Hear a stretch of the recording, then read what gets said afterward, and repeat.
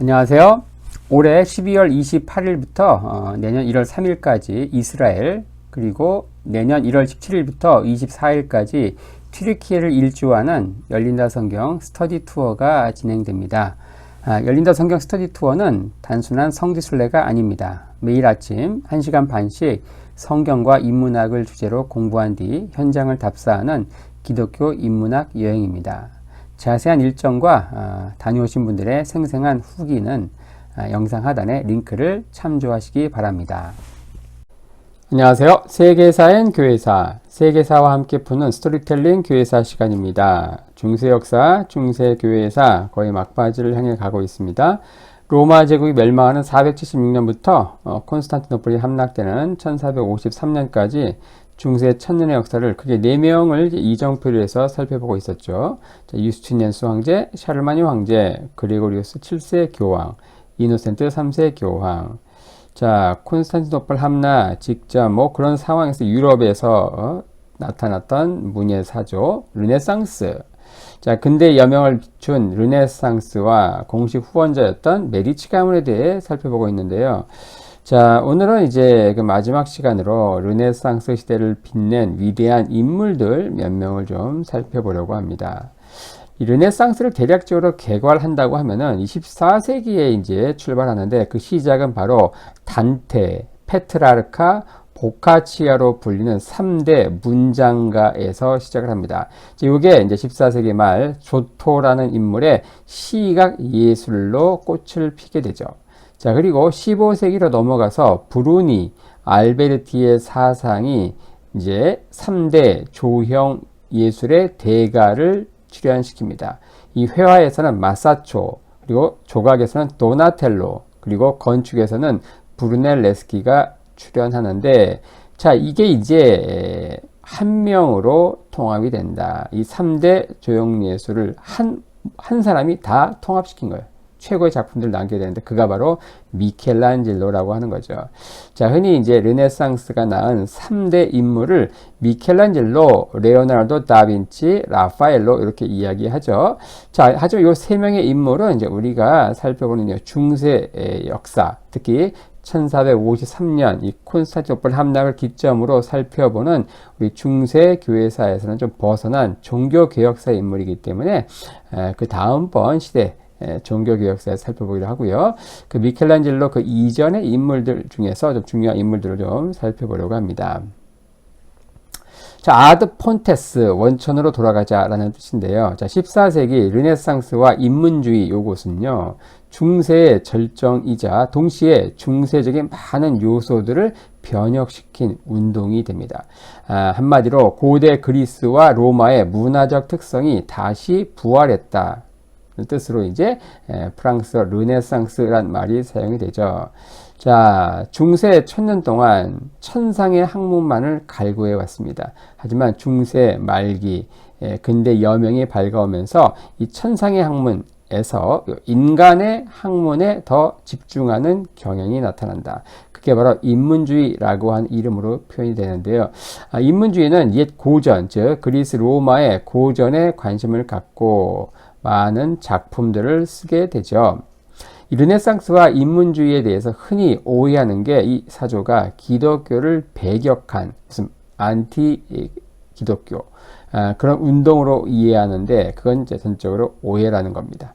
자, 이것은 바로 천상과 지상을 가장 잘 통합한 사조인데, 자, 이들은 인간을 들여다보는 게 결코 신을 배척하는 게 아님을 잘 알았죠. 특히 단테의 신곡은요, 기성 종교에 대한 신랄한 비판이면서 또 동시에 또 천국에 대한 애타는 갈망의 표현이기도 했습니다.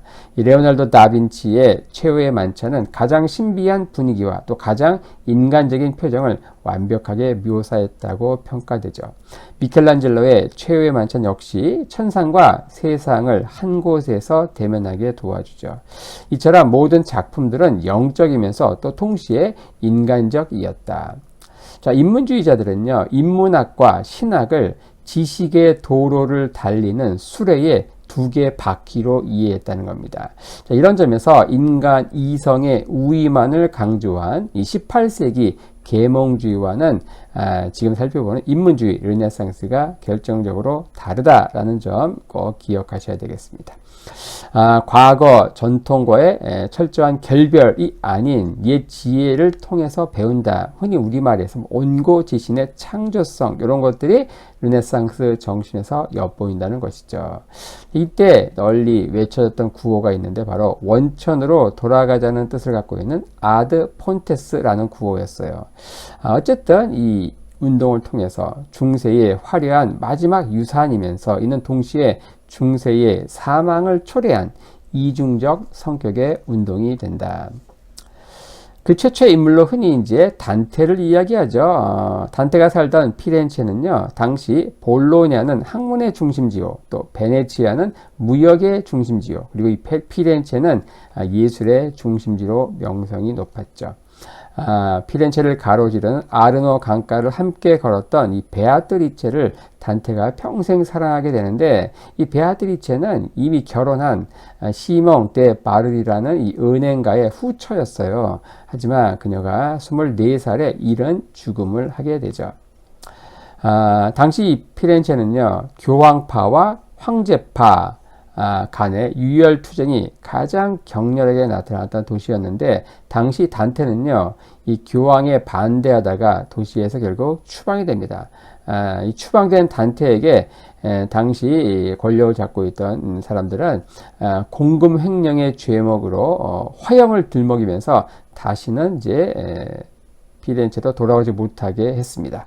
결국 그는 이제 고향으로 돌아오지 못하고 라벤나에서 최후를 맞게 되는데요.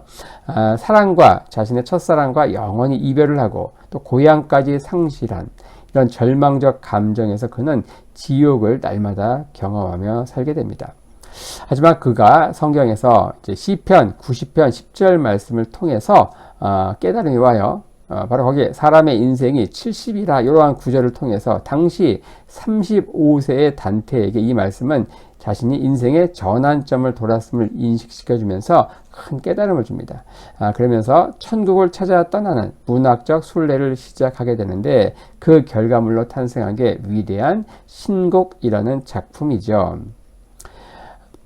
자, 이곳에 이제 지옥과 연옥에 누가 있는가? 고리대금업자, 그리고 황제, 교황들, 그리고 기사와 귀족들이 있는 거예요. 심지어 교황도 지옥, 연옥에 있습니다.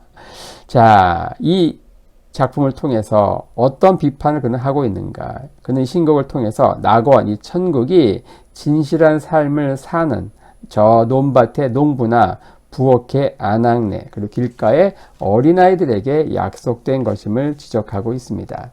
그리고 이 낙원, 천국으로 가는 그 안내자로 베아트리체를 이제 다시 등장시키면서 이 작품을 통해서 그는 자신의 그리운 연인을 제외하고 있죠. 이탈리아의 운율, 문법, 단어를 형성하는 데 있어서 이 단테의 신곡은 크게 기여했기 때문에 오늘날 현대 이탈리아어를 이 단테의 언어다 이렇게 부르기도 합니다. 자, 약간 이제 한 세대 후에 등장하는 게 바로 이 페트라르카인데요. 1304년, 그러니까 단테가 피렌체에서 추방된 그 해에 이 피렌체에서 이 페트라르카라고 하는 걸출한 또 인문주의자가 탄생하게 됩니다. 자, 그의 아버지는요, 이 페트라코였어요. 페트라코. 그리고 아비뇽 교황궁의 법무사로 일을 하게 되죠. 당시 교황권 타락을 상징하는 이 아비뇽이 바로 인문주의의 선구자가 자라난 성장 장소였다는 거 참으로 이제 역설적이기도 하죠. 아버지는 아들을 법률가로 만들고자 최고의 법학대학인 볼로냐 대학으로 유학을 시켰습니다. 하지만 아들은 이때부터 시인과 문학가의 길을 선택했어요. 당시 정치적인 갈등으로 이 피렌체에서 추방당해 많은 고난을 겪었던 이 아버지는요, 이 아들이 법학을 공부해서 권력의 사람이 되길 기대했습니다. 하지만 아들 집에 가니까 전부 문학 관련 책만 있는 거예요. 그래서 그 책들을 다 불태워요. 하지만 아들이 울죠. 그러니까 아들의 눈물에 가슴이 아파서 이렇게 말합니다. 좋다. 이 책들을 다 읽어. 하지만 법률가가 되어라. 읽긴 읽는데 결국은 법률가가 되어라. 이렇게 얘기합니다. 결국 페트라르카는 아버지의 명령에 순종하기로 결정을 하죠.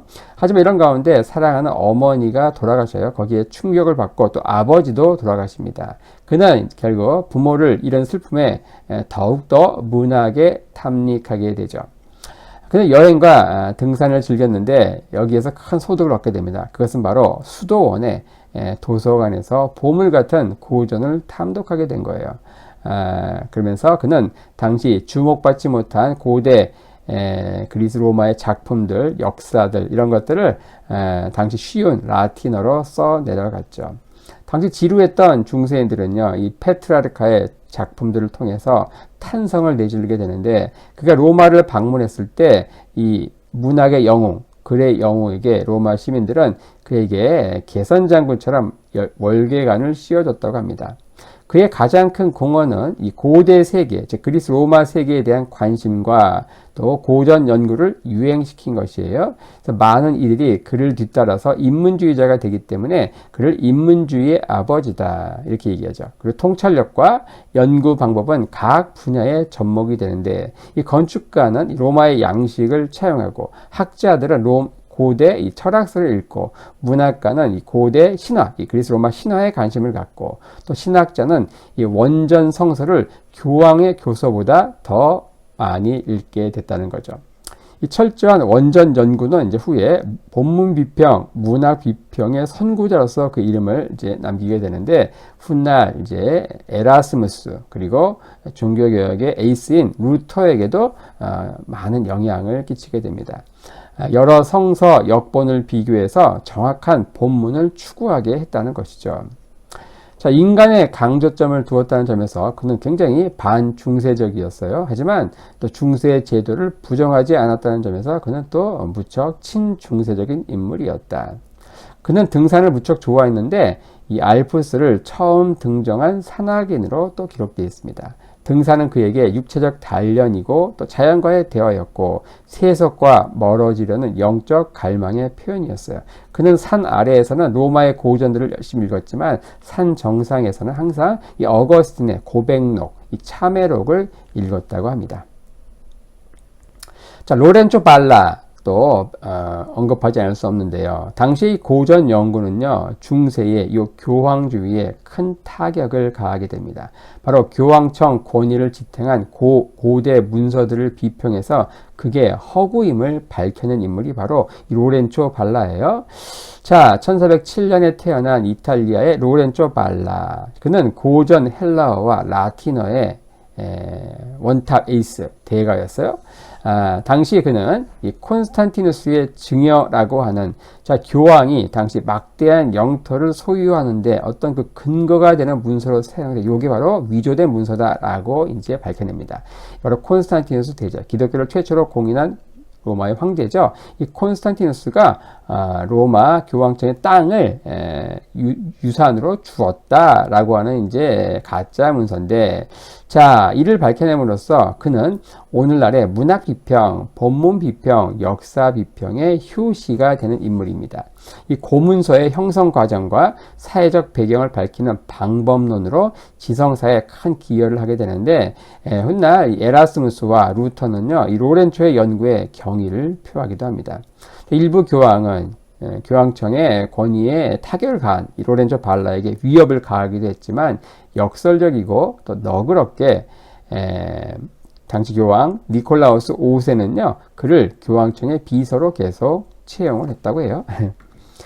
자, 그 다음에 살펴볼 인물이 바로 조토입니다. 조토. 그는 귀여운 목동으로서 양을 치면서 바위에 양을 열심히 그렸습니다. 당시 유명한 화가 지오반니 치마부에가 그의 재능을 알아보고 그를 제자로 삼죠. 그는 스승의 작품에다가 어느 날 파리를 그렸어요. 근데 그게 얼마나 실제 파리처럼 보였는지 스승은 여러 번이나 그 파리를 쫓으려고 한 후에야 이게 그림인 줄 알았다라고 하는 에피소드가 있습니다. 근데 그리스도의 생애를 주제로 그린 37개의 그림, 이걸로 굉장히 유명한데 바로 파두아의 스크로베니 채플에 보관되어 있습니다. 그 중에 가장 유명한 게 바로 유다의 입맞춤이죠. 유다의 입맞춤, 이 작품입니다. 그의 위대성은 그 전까지 어둡고 상징적인 칙칙한 요 비잔틴 양식을 극복하고 그는 사실적이고 극적인 이 새로운 회화를 시작했다는 점에서 그의 위대성이 있죠. 그는 풍부한 색감을 사용하는 새로운 기법으로 미술에서 페트라르카, 미술의 페트라르카라고 불리는 인물입니다. 자, 그리고 이제 기베르티 또 빼놓을 수 없죠. 당시 피렌체는요, 흑사병의 죽음과 공포에서 벗어나기 위해 자, 대성당 옆 팔각정 세례정 건물의 청동문을 봉헌하기로 합니다. 산 조바니 세례장의 청동문을 봉헌하면서 거기에 이삭의 희생, 아브라함이 이삭을 바치는 그 장면을 가지고 조각가를 선정하는 거예요. 1401년 예술가 선정 경쟁에서 기베르티가 최종 선정이 된다. 함께 경쟁했던 사람이 바로 브루넬레스키죠. 오늘날 피렌체에 가시면 돔을 건축한 인물이 바로 그 브루넬레스키다. 그는 북쪽에 있는 두짝 문에 그리스도의 삶과 관련된 28개의 장면을 새겼는데 그거 다 새기는데 21년을 걸렸어요. 그리고 나서 또 동쪽 문도 작업을 요청받았는데 그게 27년 걸렸습니다. 그러니까 총 48년 동안 이 세례당 문 조각을 한 거예요. 미켈란젤로는요, 이 10개의 구약 장면, 요것을 보고서 천국의 문이라 라면서 찬탄을 맞이하지 않았다라고 합니다.